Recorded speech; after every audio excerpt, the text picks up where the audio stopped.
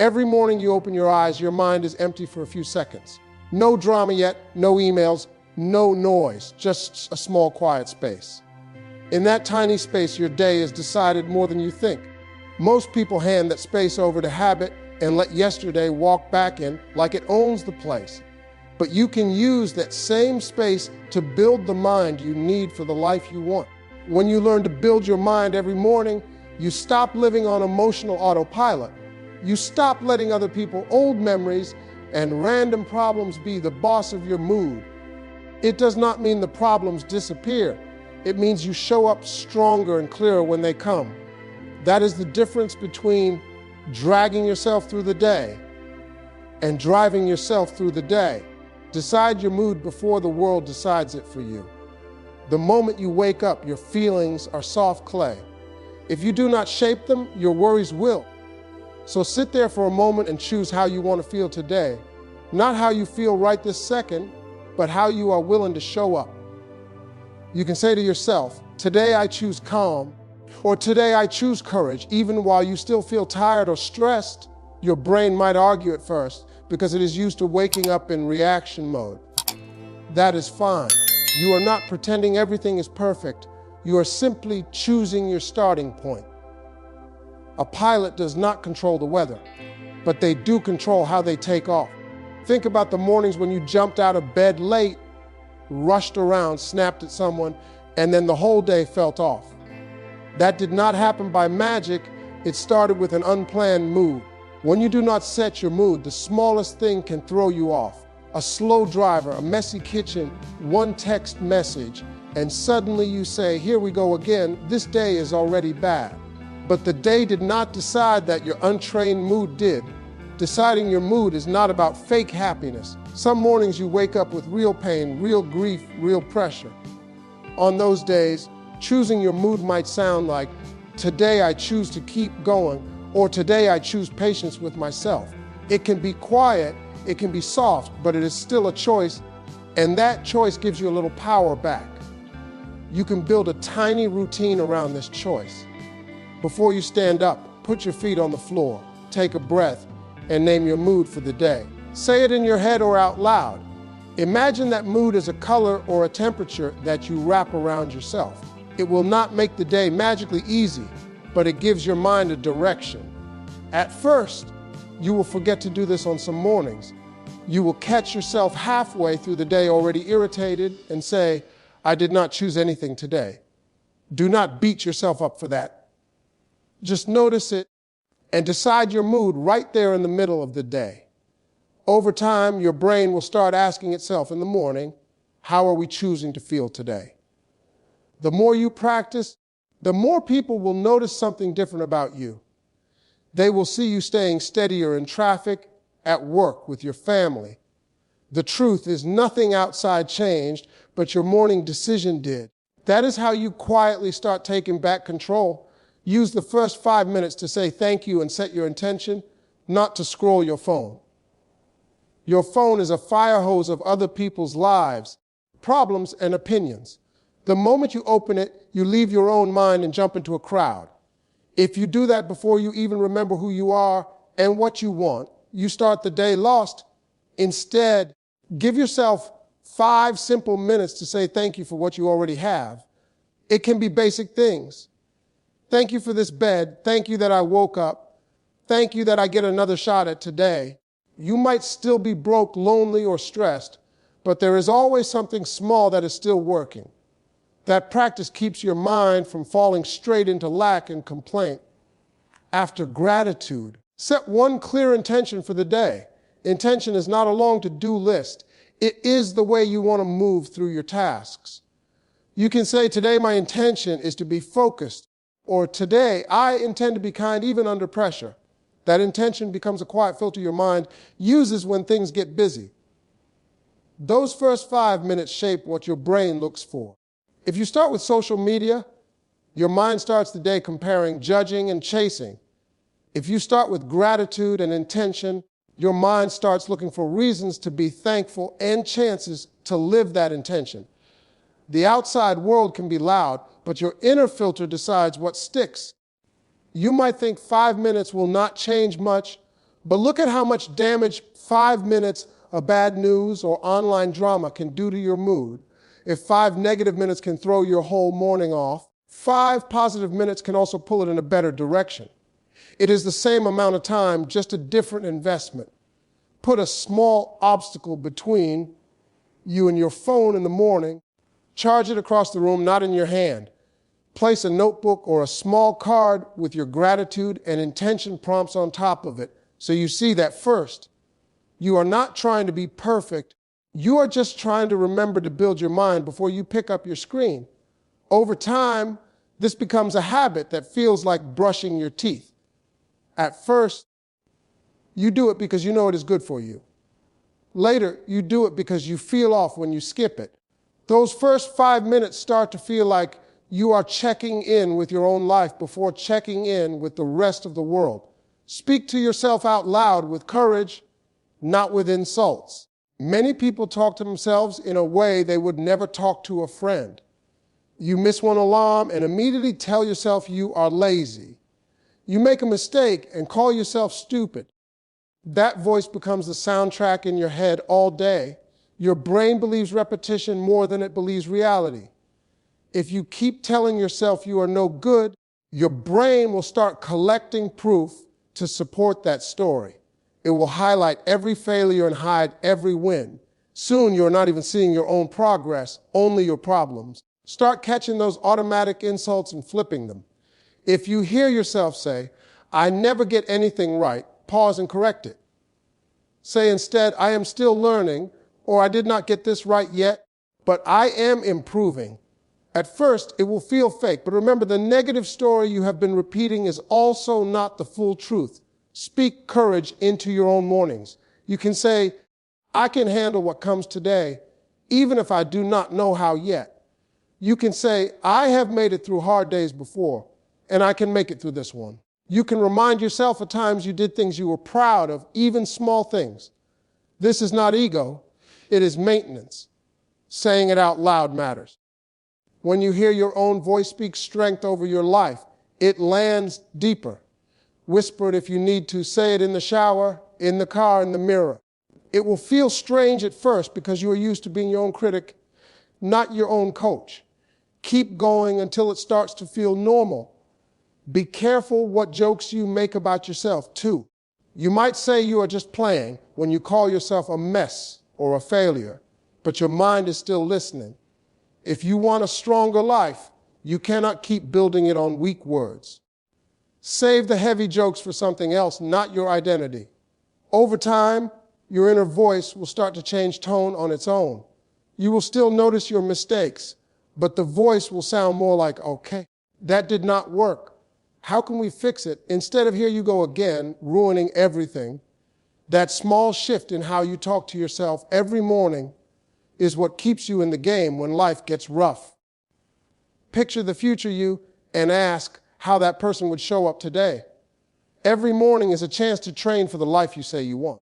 Too many people only think about their dream life when they are frustrated with their current one.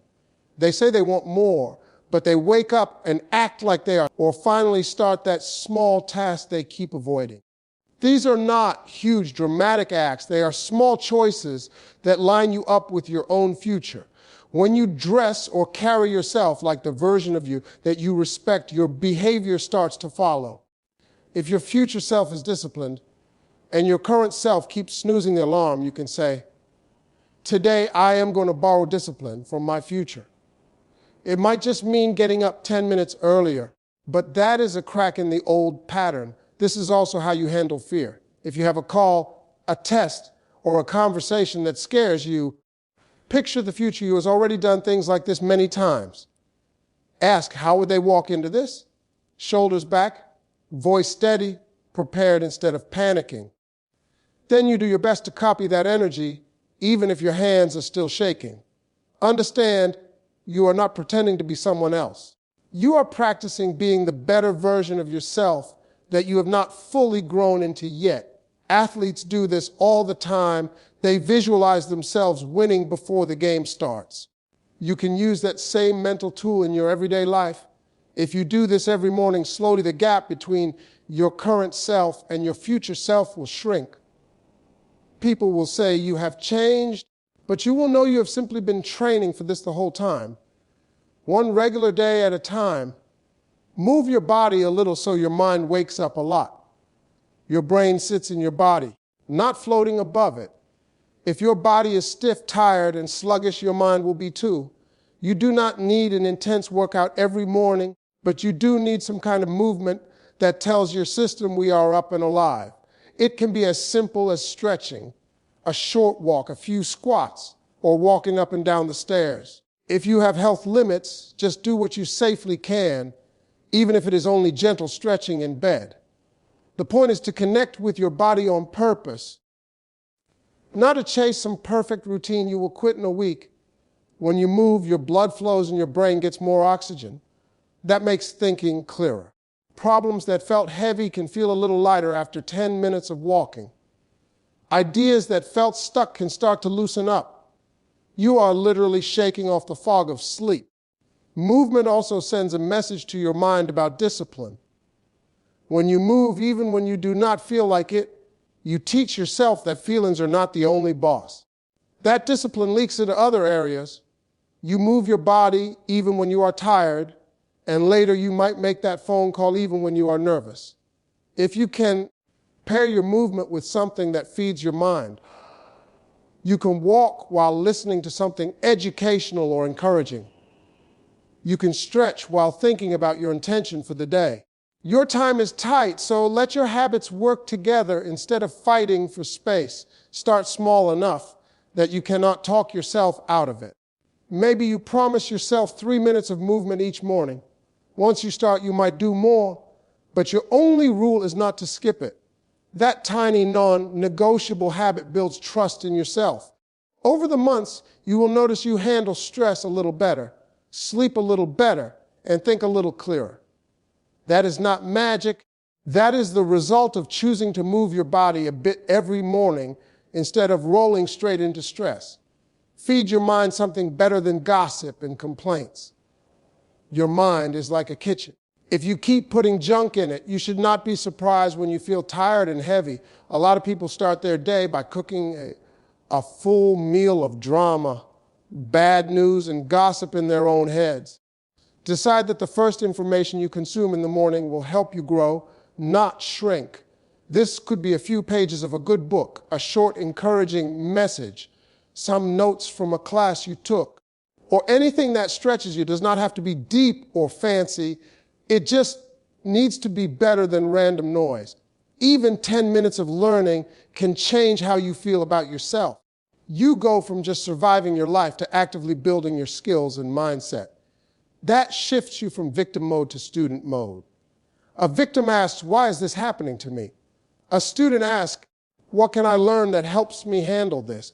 You do not need perfect silence or a big home office to do this. You can read while you drink your coffee, listen to audio while you shower, or review notes while you ride the train. The point is not the location, it is the decision that your mind deserves quality fuel first. Notice how your conversations change when you feed your mind well. Instead of only having stories about who did what wrong, you start having ideas, solutions, and questions. This does not mean you become serious all the time. It just means your mind is not starving for substance. This habit also protects you from getting pulled too deep into other people's drama. When your mind is busy growing, gossip starts to feel boring. When your focus is on learning a new skill, a lot of silly arguments feel like a waste of your morning energy. You start walking away from things that do not match your mindset. Over time, this daily mental nutrition builds confidence. You know you are not the same person you were last year because you are actually learning and applying new things. That quiet confidence shows up in how you talk, how you work, and how you solve problems. Write down your top 3 priorities for the day. Not 30, just 3. A crowded mind is a confused mind, and a confused mind does nothing. Many mornings, people sit there thinking about 20 things at once and then feel guilty for not getting any of them done. Grab a notebook or a simple piece of paper and write down the 3 most important things you can truly move forward with today. Not the easiest 3, the most important 3. They might be uncomfortable tasks you have been dodging. The more you avoid them, the more power they gain over you. When you put them on paper, they stop floating around in your head like ghosts. Now they are clear targets. Your brain loves clarity. Once you know the target, your mind starts looking for ways to hit it, even while you are doing other things. Keep these 3 priorities realistic for the time you actually have. If you have a full-time job, kids to take care of, and other duties, do not write a list that would require 30 hours in one day. Be honest. Ask what 3 things will truly make today a win if I complete them. Put that list somewhere you will see it again. In your pocket, on your desk, next to your computer. Every time you get distracted, you can check that list and ask, is what I am doing right now helping me move one of these 3 items? This simple question pulls your focus back. You will not hit all 3 every single day. Some days life will punch through your plans. That is okay. This is not about perfection, it is about direction. Even hitting one big priority can move your life more than 10 small, busy tasks that change nothing. Over weeks and months, these small daily lists turn into real progress. Projects get finished, debts get paid down, health improves, and skills grow. Not because you suddenly had more time, but because you finally gave your time a job. Do one small, hard thing early so the rest feels easier. Every day has at least one thing you are tempted to avoid. A phone call, a piece of work, a decision you have been postponing. When you push it to the end of the day, it hangs over you like a cloud and drains your energy. Choose one of those hard things and tackle a small part of it early. You do not have to finish the whole project. You just need to break the wall. Maybe it is sending the first email, making the first 5-minute call, or working 10 focused minutes on that task you fear. When you do this, you send a loud message to your own brain. You say, we face things, we do not run from them. Your confidence grows not because everything went smoothly, but because you showed up. After that, the rest of your tasks feel lighter because you already proved to yourself that you can do hard things. This also reduces the hidden stress you carry all day. Avoiding something is exhausting. You keep thinking about it in the background even when you pretend you are relaxing. Once you touch it early, that background noise quiets down. You free up mental space for other things. Start small enough that you do not scare yourself out of trying. If a big call terrifies you, prep for 5 minutes first thing in the morning. Write down the points you want to cover. That is your small, hard thing for today. Tomorrow, maybe you actually make the call. Step by step, you build that courage muscle. Reward yourself mentally when you do this. Pause and acknowledge, I did something I did not feel like doing. Let that feeling sink in for a moment. That is you building self-respect. People who respect themselves keep more promises to themselves. As this becomes a habit, your relationship with fear changes. You stop seeing fear as a stop sign and start seeing it as a signpost pointing toward areas you need to grow. Your mornings turn from running away from discomfort to walking toward your own growth. Talk to your fear, then walk past it anyway. Fear shows up every morning in some form. Fear of failing, fear of looking stupid, fear of being rejected. Most people either let fear drive or they pretend it is not there. Both options keep you stuck. Instead, admit it. Say to yourself, I am scared of this conversation, or I am nervous about this opportunity. Name it. Fear shrinks a bit when it is not hiding in the dark. You are not weak for being afraid. You are human. After you name the fear, talk back to it like you would to a bossy coworker. You can say in your mind, I hear you, but you are not running the day. Then ask, what is one small step I can still take even while I am scared? Maybe it is sending a message, doing research, or asking for help.